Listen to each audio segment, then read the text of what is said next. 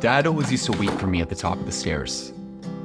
No matter how late I came in or how old I got, he always needed to check on me to make sure I was okay. Slouching there in his boxers, his eyes groggy, he'd ask me how my night was, and I'd ask him why he was still up, already knowing the answer. That he could never sleep until he knew I was home safe. Title appears after Caregiving, Mitch's story.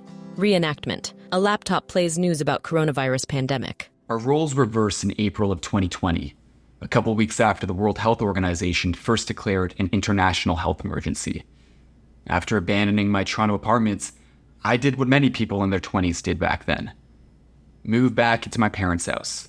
But while so many of us resorted to Tiger King or baking sourdough, the initial days of my pandemic experience was eclipsed by a terminal diagnosis. A rare subset of melanoma cancer had originated in Dad's rectum and spread to his liver and lungs. He had less than 2 months to live. Suddenly, I was the one losing sleep.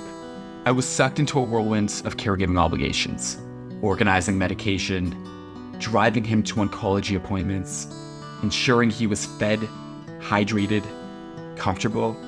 I was grateful to return the favor, to be there for him the way he's been there for me my whole life, but I guess I was really aching for one more moment where he was waiting at the top of that staircase, One more reminder that he was still my father, and I was still his son.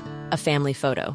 One night, as he slept, I went on a walk with a friend and smoked a joint, processing how quickly life has changed. It was almost 2 a.m. when I arrived back home, probably reeking of marijuana. I remember really hoping to see him waiting up there. As I expected, though, he wasn't.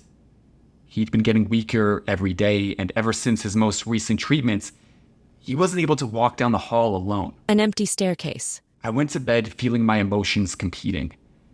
Part of me felt afraid that I'd never have someone who cares for me like that again. A part of me felt grateful that I had someone who cares like that for all those years. I know not all sons are so lucky. Mitch lying down.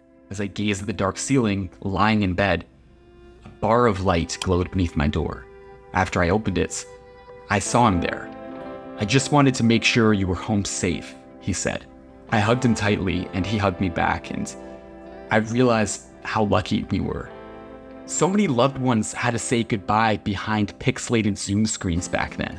So many patients had to breathe their final breaths, hooked up to ventilators, surrounded by masked nurses instead of family.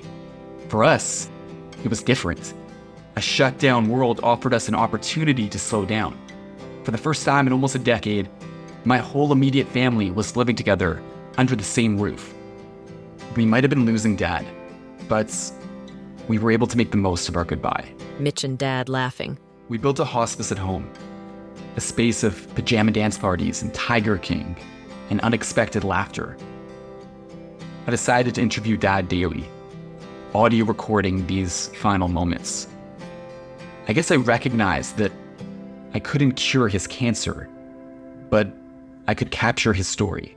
He lost both of his parents by the time he was in his early 20s. His mother died when he was 15, and his dad died when he was 22, both from cancer. He never spoke about them until he was dying himself. Dad giving interview. In addressing his own grief, he was able to confront his own mortality. A small infinity unfolded in his final days. My sister got engaged next to his bedside, and Dad spoke about love and commitments and the power of marriage. After we held a makeshift graduation ceremony for my Master's of Journalism, my uncle handed me a rolled-up piece of blank paper as Dad clapped with pride. A day later, I held his hand until his last breath. A photo of Dad. We held a service on Zoom for those who couldn't attend his limited-sized funeral. Thanks to my audio recordings, Dad was able to share some final words after he was buried. Okay, so what I was saying was that you and Steph, Mom, have given me such pride. I've tried to give you the best I could. Laptop displaying a candle. But I've gotten back in terms of pride and love more than I gave you. Mitch carrying a box enters the house. Dad always encouraged my writing, supporting my dreams of becoming an author since I was a little kid. So it made sense that the first book I published was about him.